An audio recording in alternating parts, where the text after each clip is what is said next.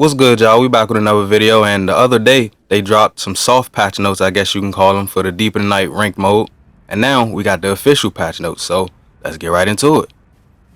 New features and adjustments. Additions and changes related to the Deep of the Night. Added a feature to decrease your Deep of the Night depth level by 1 level. Note, your ranking will be adjusted to the midpoint value of the lower level. Rank demotion protection. When reaching depth levels 3, 4, and 5, you will be granted a rank loss demotion protection. This will prevent you from losing a depth level after a defeat that would trigger this loss. The rank loss protection will be applied for 1 defeat for depth level 3 and 2 defeats for depth levels 4 and 5. This protection also applies even after reaching these levels again after a depth level demotion. If a depth level 1 player is matched with higher ranking players during a depth level 2 plus expedition, the level 1 player will not lose points upon defeat. Updated the expedition menu icon when reaching the depth 5 maximum rating in the Deep of the Night mode. Note, players who had already reached the maximum rating at depth 5 prior to this update will also receive the updated icon. Balance and adjustments. Nightfarer's adjustments. Increase the attack power and stagger damage of the dash and strong attacks for most weapon types. Increase the stagger damage for dual wielding jump attacks for thrusting swords. Decrease the stagger damage for dual wielding jump attacks for curved great swords and heavy thrusting swords. Increase the potency of the improved skill attack power +1, +2 passive effects. The effects of the taking damage causes XXX build-up relic effects and the taking damage boost damage negation passive effect no longer activate when guarding against enemy attacks. Adjusted the Revenant expend on HP to fully heal nearby allies when activating art relic effect to also apply to allies rescued from near-death status. Adjusted the gradual restoration by flash special effect to provide a small instant heal upon the use of the flash, in addition to the existing gradual healing effect.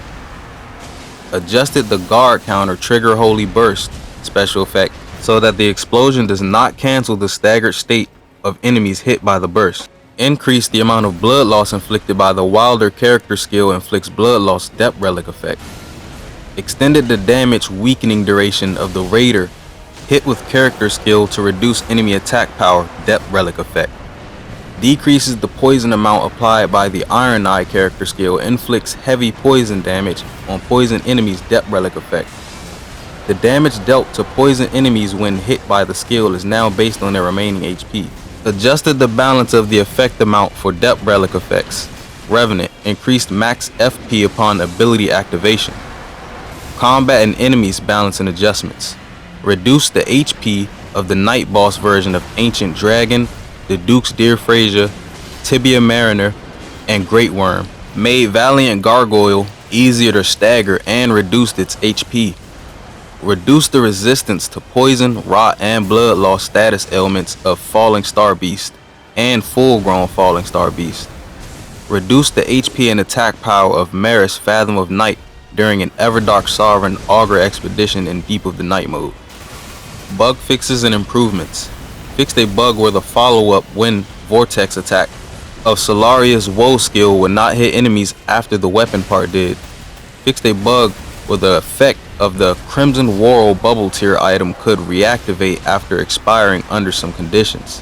Fixed a bug where allies healed by the flask also heals allies effect would not properly be healed if the player had gradual restoration by flask, the special effect. Fixed a bug where the FP would not be recovered when using the flask under some conditions if the player had the Unifying Fate special effect. Fixed a bug where the mist from the sleep produces a mist of sleep passive effect could not continuously be generated under some conditions. Fixed a bug where the slowly restore HP for self and nearby allies when HP is low relic effect would also apply to Maris Fathom of Night when the player character fell asleep from its attacks. That's crazy. Fixed a bug where some of the attacks from Gladius, Beast of the Night, would not hit the player character under specific conditions during the Everdark Sovereign Tricephalos fight. Fixed a bug in where the Summoned Sinner by Libra, Creature of Night, may not be rendered during the Everdark Sovereign Equilibrious Beast fight. Fixed a bug where the near-death gauge would be pre-filled during the battle against the final Night Lord. Finally, thank you. Fixed a bug for the Deep of Night mode where the latent power drop by defeating the Night Assassin would add an unintended skill to Wilder's Greatsword. Fixed a bug in the Relic Rights menu where deep relics equipped by allied Nightfarers could be sold. Some crazy bug fixes. Fixes and improvements related to the Deep of Night. Rate reflection fixes for Deep of Night.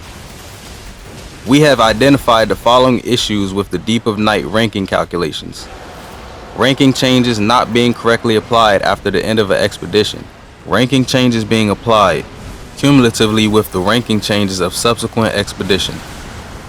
A provisional fix has been applied in patch 1.02.3, but we will continue to investigate and plan to address these issues in future updates. Added a sound effect when the attack impaired on occasion passive effect is triggered. Fixed a bug where the effect timer activation for the guarding up sorceries and incantations and shielding creates holy ground effects would reset when guarding against an enemy attack. Fixed a bug where the icon displayed in the log when marking enemies in Everjails with pins incorrectly showed the icon for regular tough enemies instead of Deep of Night variants. Now I know I ain't tripping, there's a lot of errors in these patch notes, so I'm gonna link it for y'all to read it yourself, but let's keep going. We almost done. Fixed a bug with a color of icons indicating the increase/decrease amount caused by detrimental passive effects was incorrect.